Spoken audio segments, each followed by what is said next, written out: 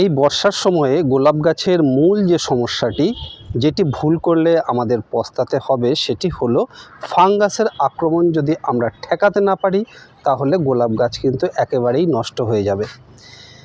গত 3 থেকে 4 দিন ধরে নাগাড়ে বৃষ্টি হয়ে চলেছে। যারা বৃষ্টি শুরুর আগে ফাঙ্গিসাইড ব্যবহার করতে পারেননি তারা অবশ্যই এখনই ফাঙ্গিসাইড ব্যবহার করুন, কারণ এখন যদি রোদ্দুর ওঠে, রোদ্দুর ওঠার সঙ্গে সঙ্গেই কিন্তু গাছে ফাঙ্গাসের আক্রমণ দেখা দেবে। তাই বর্ষার আগে যারা ফাঙ্গিসাইড ইউজ করেননি এখন করুন। কী ধরনের ফাঙ্গিসাইড ব্যবহার করবেন? টাটা কোম্পানির মাস্টার ব্যবহার করুন। এই ফাঙ্গিসাইডটা কিন্তু সস্তা এবং খুব ভালো কাজ করে। 1 লিটার জলে 1.5 গ্রাম মিশিয়ে গাছে স্প্রে করুন, আর 1 লিটার জলে 2 গ্রাম মিশিয়ে মাটিতে ড্রেঞ্চিং করুন। তাহলে ফাঙ্গাসের আক্রমণ থেকে গাছ অনেকটা সুরক্ষিত থাকবে।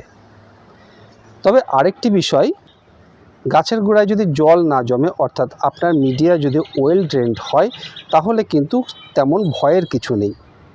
সিন্ডারে থাকলে তেমন কোনো চিন্তা নেই, কিন্তু যদি গাছ মাটিতে থাকে তাহলে কিন্তু একটু সমস্যার কথা। তো যেমন বললাম, আপনারা এখনই গাছে স্প্রে করে দিন আর মিডিয়াতে ড্রেঞ্চিং করুন, তাহলে ফাঙ্গাসের আক্রমণ অনেকটা কমে যাবে, ততটা চিন্তার বিষয় থাকবে না।